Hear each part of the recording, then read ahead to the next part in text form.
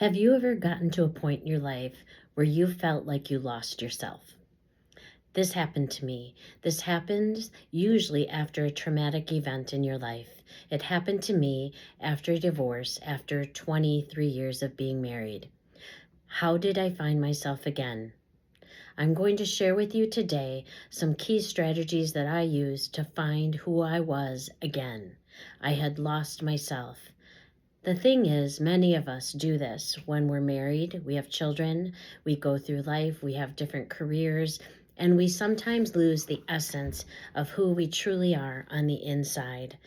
But particularly when you're going through a struggle, a time in your life where it takes more out of you, we sometimes lose more sight of who we are and sometimes lose sight altogether.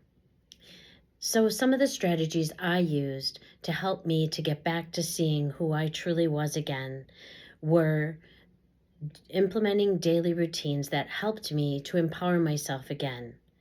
The first of these daily routines is my morning meditation. I swear by morning meditation because I believe you need to start your day in the most positive way possible, and we need to be aware of our thoughts from the start of the day. You can't rush off to work and then think later, oh, I should have been more positive at the start of my day.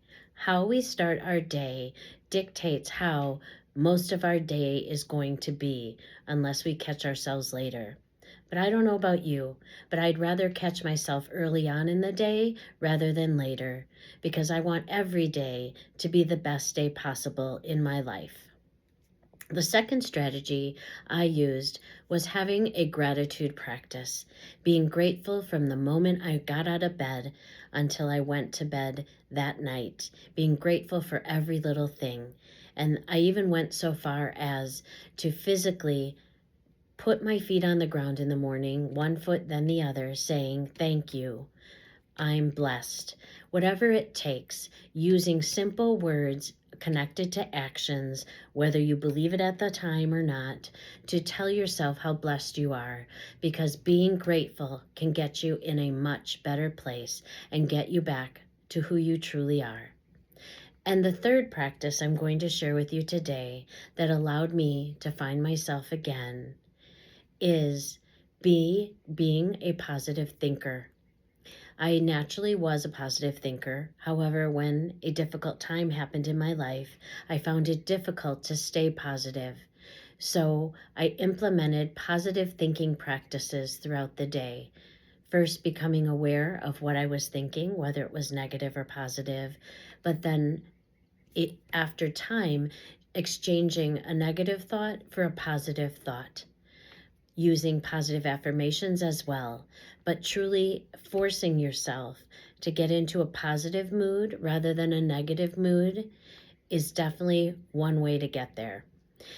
Sometimes we think, well, we have to spend time in that negativity or that sad moment, and that is true. We have these emotions, and they are natural for us. However, you do not want to stay in a negative place too long. You want to get out of that negative place as soon as you are able. Recognize your feelings and then move on, because being positive is when you can be happy in your life.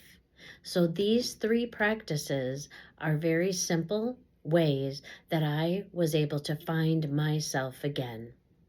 So I challenge you, whether it be my daily morning meditation, gratefulness practices, or implementing positive thinking, start implementing one of these practices in your life right away, especially if you are going through a difficult time.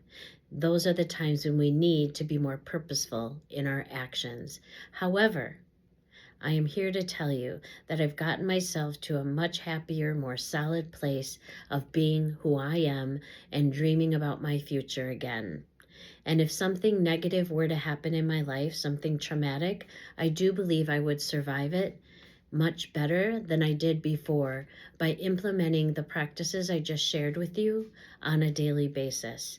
We can equip our brains, we can equip our minds with the strategies to fall back on when life hits us with things unexpectedly. You can't control life. You can't control those around you, but you can control yourself. I wrote a book called You Control You. My name is Kim Malacara. My book is available on Amazon. And in this book, I shared with the readers experiences from this traumatic time in my life and how I was able to rise above it by implementing daily habits and practices. And I leave you with this one impactful thought today. If you aren't being your happiest self now, start. Start implementing one of these practices to become a more happier version of you. And also, one more thing. Don't live your life for the happiness of others.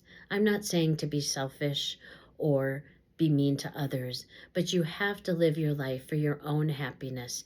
You have to be happy in order to make those around you happy.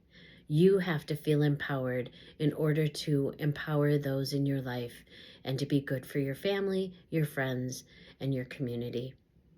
Again, Kim Malacara, I wish you the best. Please reach out to me if you would like more input, more advice regarding empowered thinking. I'm an empowered coach, speaker, and leader. KimMalacara.com. Email me at peoplefirstleadershipcoach@gmail.com. And remember, you control you.